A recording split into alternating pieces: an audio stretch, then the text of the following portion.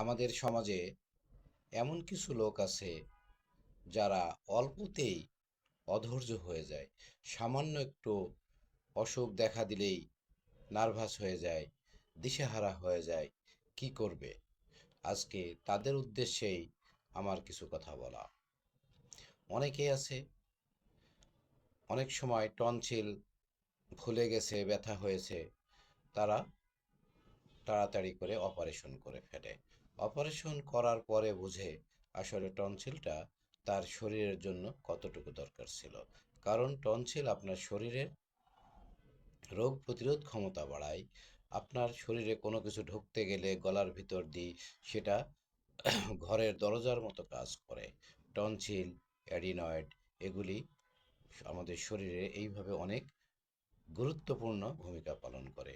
অনেকেই একটু ঘন ঘন প্রস্রাব হয়, প্রোস্টেটটা একটু বেড়ে গেছে, পরে হুট করে যাই প্রোস্টেটটা কেটে ফেলে, আগে পরে ভাবে না, বা তাদেরকে কেউ প্রকাশও করে না প্রোস্টেটের কাজ কি। যখন প্রোস্টেটটা অপারেশন হয়ে যায়, যখন তাদের জীবন বিপন্ন হয়ে যায়, যখন তাদের পারিবারিক জীবন ধ্বংসের পথে চলে যায়, তখন আফসোস করে। আবার অনেক সময় মেয়েদের ওভারি সিস্ট হয়, টিউমার হয়। তারা অধৈর্য হয়ে যখন তাদের ওভারি সিস্টের কারণে বা ইউটেরাসে অনেক সময় ফাইব্রয়েড হয়, টিউমার হয়, তখন অনেক সময়ই তাদের ডিসমেনোরিয়া হয়। তো ডিসমেনোরিয়া সহ্য করতে না পেরে তারা অপারেশন করে ইউটেরাস ফেলে দেয়, ওভারি ফেলে দেয়। তারা জানে না এই ওভারি এবং ইউটেরাস আপনার জন্য কতটুকু মূল্যবান। ইউটেরাস ফেলে দিবেন, জীবনে মাতৃত্বের স্বাদ পাবেন না। ওভারি ফেলে দিবেন, জীবনে মা হতে পারবেন না। ঠিক প্রোস্টেটটাও, এর আগে যেটা বললাম, প্রোস্টেটটা ফেলে দিবেন, পুরুষদের জন্য সেম সমস্যা হয়ে যাবে। এরপরে শরীরে অনেক অঙ্গই আছে, আমরা একটু ধৈর্য না ধরে খুব অস্থির হয়ে আমরা শরীরের বিভিন্ন অঙ্গ কেটে ফেলে দিই।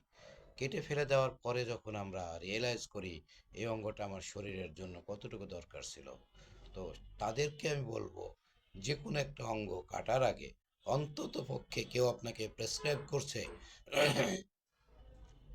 ওই অঙ্গটা কেটে বাদ দিতে হবে, তাহলে আপনি ভালো থাকবেন। আমি তাদের উদ্দেশ্যে বলবো, একটু কাটার আগে একজন ভালো হোমিওপ্যাথিস্টের সাথে একটু আলোচনা করে নেবেন। আলোচনা করতে তো আর আপনার সমস্যা নেই, যে আপনার অঙ্গটা সম্পর্কে সঠিক ধারণা দিতে পারবে, কেন অঙ্গটা আপনার শরীরে আল্লাহ দিয়েছেন এবং অঙ্গটার কি কাজ, এবং কেটে ফেলে দেওয়ার পরে আপনার কি হবে, উনি সম্পূর্ণ ব্যাখ্যা বিশ্লেষণ আপনাকে করবে। এরপরে যদি মনে হয় আপনি অঙ্গটা কেটে ফেলবেন, ফেলবেন। কিন্তু একমাত্র মরণ ব্যাধি ক্যান্সার না হওয়া পর্যন্ত আমি সবাইকে বলবো, আপনারা শরীরের কোনো অঙ্গই ফেলে দিবেন না। শরীরে অঙ্গ রেখে যত সময় লাগুক ট্রিটমেন্ট করবেন। আপনার, আপনি কি এমন কি হয়ে গেল যে আপনি অঙ্গটা ফেলে দিলেন, ফেলে দেওয়ার পরে আপনার আর ওষুধ খেতে হবে না? অঙ্গটা ফেলে দেওয়ার পরেও আপনাকে ওষুধ খেয়ে যেতে হবে। তাহলে অঙ্গটা ফেলে দেওয়ার পরে কেন ওষুধ আপনি খাবেন? যদি ওষুধ খেতেই হয়, অঙ্গটা রেখেই ওষুধ খান। অনেক সময় কিডনি রিপ্লেসমেন্ট করার পরেও আপনি যতদিন বেঁচে থাকেন ততদিন ওষুধ খেতে হবে। তাহলে কেন আপনি কিডনিটা চেঞ্জ করলেন? যদি একান্তই বাঁচার মতো না থাকে, আপনাকে ক্যান্সার হয়ে গেছে, আপনাকে আর বাঁচার সময় নাই, তারপরেও আমি বলবো অন্তত পক্ষে ওই পর্যায়ে রিপোর্টগুলা নিয়ে, আপনি যে রিপোর্টের ভিত্তিতে সিদ্ধান্ত নিচ্ছেন যে আপনার কিডনি এখনই ফেলে দিতে হবে, না হলে আপনি মারা যাবেন, আমি তখনও বলবো ওই সমস্ত রিপোর্টগুলি নিয়ে একজন দক্ষ হোমিওপ্যাথিস্টের সাথে যোগাযোগ করুন, যে তখনও আপনার কিডনিটা রাখা যায় কিনা। প্রয়োজনে কিছুদিন ডায়ালাইসিস করুন, পাশাপাশি হোমিও মেডিসিন খান, এবং কিডনিটা রেখেই যদি সারা জীবন মেডিসিন খেয়ে যেতে হয় খেয়ে যান। কিন্তু এমন তো না আপনি একটা কিডনি আরেকজনের কাছ থেকে নিয়ে আপনি সারা জীবনের জন্য ওষুধ মুক্ত হবেন তা তো না।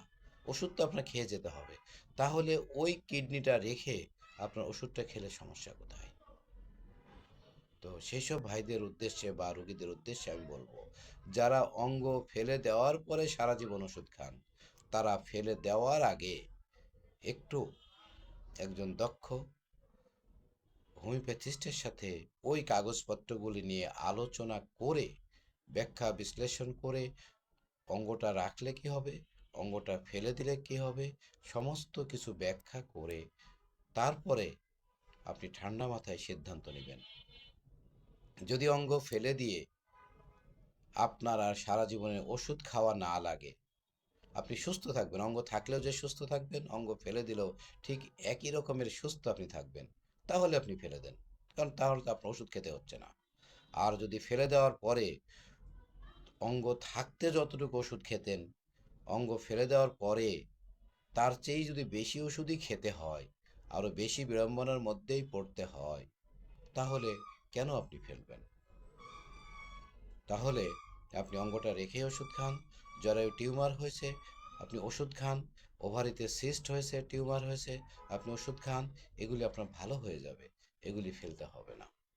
তাই আপনারা ধীরস্থিরভাবে চিন্তা করবেন, করে অবশ্যই প্রত্যেকটা অঙ্গই আল্লাহর দেওয়া নিয়ামত, এবং প্রত্যেকটা অঙ্গর আমার শরীরের জন্য, আপনার শরীরের জন্য বিভিন্নভাবে কাজ করে। যদি ওই অঙ্গটা আপনার শরীরের জন্য অহেতুকই হতো, তাহলে আল্লাহ অবশ্যই দিতেন না। তার মানে অঙ্গটা আপনার দরকার। সুতরাং আবারও বলছি, অঙ্গটা ফেলে দেওয়ার আগে 10 বার ভেবে নেবেন, একজন ভালো ডাক্তারের সাথে কথা বলে নেবেন। আসসালামু আলাইকুম।